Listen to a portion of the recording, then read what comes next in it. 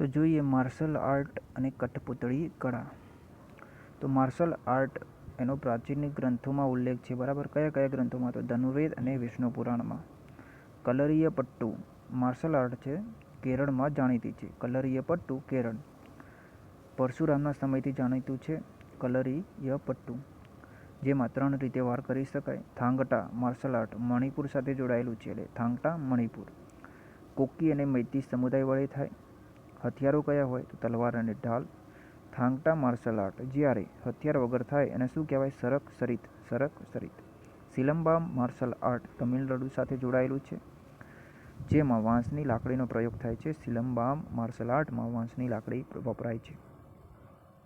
સિલંબામ marshal આર્ટની શરૂઆત કોણે કરી? તો અગસ્ત્ય મુનિ ઋષિ હતા, તેઓના વડે. પ્રોત્સાહન આપનાર રાજાઓ કયા હતા? તો ચેર રાજાઓ અને પાંડ્ય શાસકો. ગટકા માર્શલ આર્ટ પંજાબ સાથે જોડાયેલું છે, જેમાં હથિયાર કયા હોય? તો કતાર, તલવાર અને કૃપાણ. પરીખંડા માર્શલ આર્ટ બિહાર અને ઝારખંડ સાથે જોડાયેલું છે, હથિયાર તલવાર અને ઢાલ. કુટ્ટુ વરસાઈ માર્શલ આર્ટ તમિલનાડુ સાથે જોડાયેલું છે, શસ્ત્ર વિના થાય. અને કુટ્ટુ વરસાઈ માર્શલ આર્ટનો ઉલ્લેખ સંગમ સાહિત્યમાં છે. થોડા માર્શલ આર્ટ હિમાચલ પ્રદેશ કુલ્લુ મનાલી સાથે જોડાયેલું છે. થોડા માર્શલ આર્ટમાં મહાભારતનો પ્રભાવ જોવા મળે છે. મુષ્ટિ માર્શલ આર્ટ ઉત્તર પ્રદેશ સાથે જોડાયેલું છે. કાથીસામ માર્શલ આર્ટ આંધ્ર પ્રદેશ સાથે જોડાયેલું છે. મુષ્ટિ ઉત્તર પ્રદેશ, કાથીસામ આંધ્ર પ્રદેશ. પાઇકા અખાડા માર્શલ આર્ટ ઓડિશા, હથિયાર પટ્ટા અને લાકડી. ત્યારબાદ જોઈએ સ્કાય માર્શલ આર્ટ કાશ્મીર સાથે જોડાયેલું છે. સ્કાય કાશ્મીર, સ્ત્રીઓ પણ ભાગ લે છે. મર્દાની ખેલ માર્શલ આર્ટ મહારાષ્ટ્ર. પછી ચૈલી ગડગા માર્શલ આર્ટ મણિપુર સાથે જોડાયેલું છે.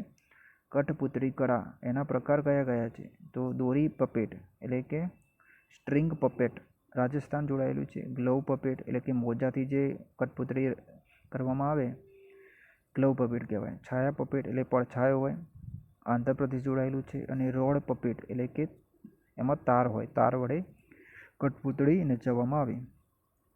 મોહેંજો-દડોમાં કઠપૂતળી કળાનો ઉલ્લેખ જોવા મળે છે, તો સાચું.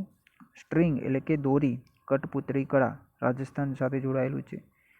કુંદેઈ સ્ટ્રિંગ કઠપૂતળી કળા. કુંદેઈ શું છે? તો સ્ટ્રિંગ એટલે કે દોરીની કઠપૂતળી કળા ઓરિસ્સા જોડાયેલું છે. કુંદેઈ ઓરિસ્સા. ગોમ્બીયાટ્ટા કઠપૂતળી કળા કર્ણાટક સાથે જોડાયેલું છે. પછી બોમલટ્ટમ એટલે કે સ્ટ્રિંગ કઠપૂતળી કળાનો એક પ્રકાર છે. બોમલટ્ટમ તમિલનાડુ જોડાયેલું છે, જેમાં સૌથી ઊંચા અને વજનદાર પપેટ જોવા મળે છે. તેવો પ્રશ્ન હોય, સૌથી ઊંચા અને વજનદાર પપેટ શેમાં જોવા મળે? બોમલટ્ટમ તમિલનાડુ.